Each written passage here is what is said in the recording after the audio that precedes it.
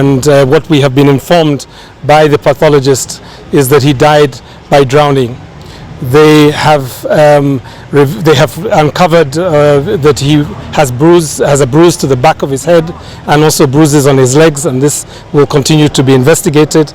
But at this stage, the pathology report reads that Denzel Omondi died by drowning. As Amnesty International, we have followed this case very closely because we have been very concerned by the circumstances around which Denzel Omondi went missing. And just to follow the the timeline, we know that on the 25th of June, this QS student, Denzel Omondi, was protesting at the National Assembly. On the 26th, he was seen at his university, and on the 27th, he disappeared. On July the 6th, his body was discovered floating in Mashmoni Quarry in Juja, and this for us has been very suspicious. So we are here essentially with the Independent Medical Legal Unit, with the Independent Policing Oversight Authority, with the Kenya National Commission for Human Rights to essentially make sure that he deserves a thorough post-mortem into the cause of death. We demand a credible investigation that is independent, that is thorough, to reveal and prosecute who it is that may have contributed to the death of Denzel Omondi. What we do know is that he was seen on university campus on the 26th. And therefore, it is from that point that we need to start looking at what were the circumstances that had him on July the 6th be found in a quarry dead. So I think that's what we are looking into. And of course, the government authorities, the Independent Policing Oversight Authority and the Kenya National Commission for Human Rights will continue to follow this. We would also call on the Director of Criminal Investigations to pursue this investigation as thoroughly as possible so that we have suspects that can be brought before a court of law and essentially be prosecuted. So as we walk in this journey to get justice for the late Denzel, we still want to pursue. There are still areas that are untied. We know that we have the pathology report, but as Irungu has just informed you, there were bruises on his knees and on the back of his head. And at the time he was put in the water, he was still breathing.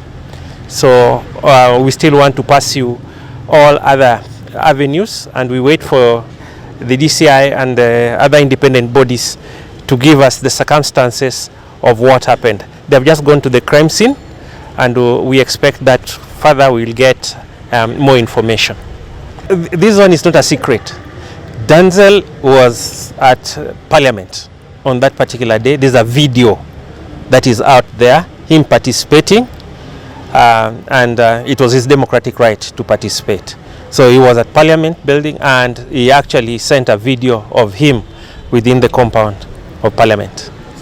On 26th, that is what the 26th of June, and 27th is when he left his residence in a mountain bike, never to be seen. So as I told you, we still have other areas that needs to be covered up by the investigative authorities, including who lastly called him. Okay, was he going to meet somebody? Were there any messages that he got? Because we have still not gotten his phone. So those are the areas that we are still waiting for, so that we can tie the loose ends. Usubuhi tarehe 27 nilipata kumpigia simu. Kufika mwendo wa saa 8 kumpigia tena, alikuwa mteja. Ile pale tukaanza kumtafuta.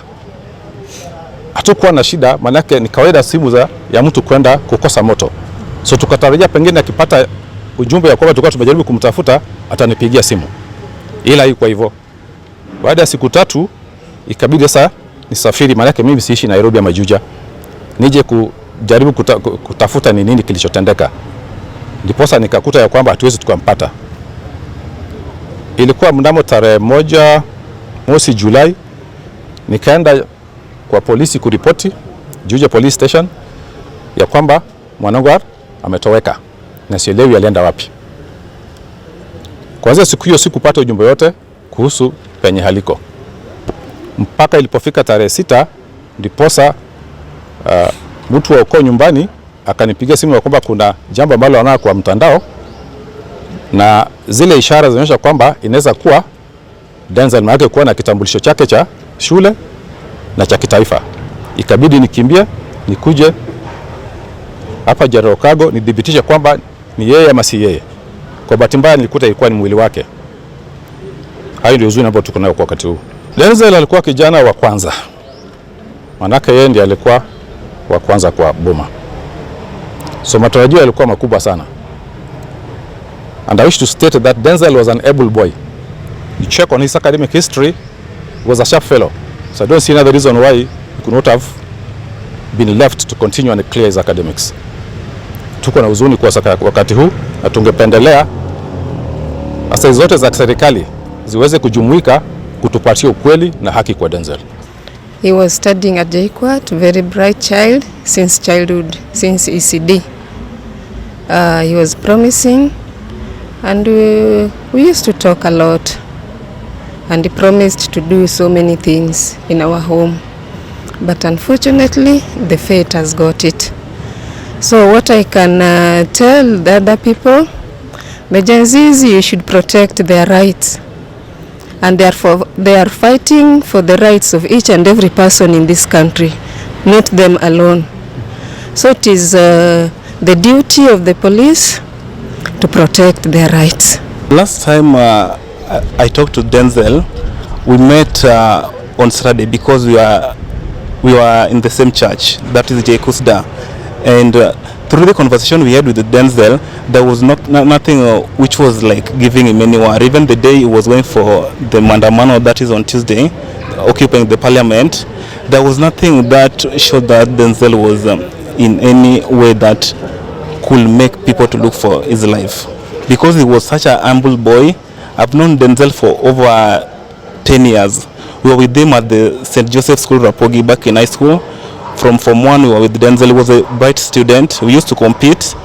He came to JKUAT, and also here we used to compare our notes, being that he was in the School of Building Sciences and I was in School of Computing. We used to meet and have discussion about both academics and even the social life as a student. We are really asking for the justice of our fellow student. We really want the government through the DCI to help us in the investigation so that the people who did this to Denzel must be accountable for whatever thing they did.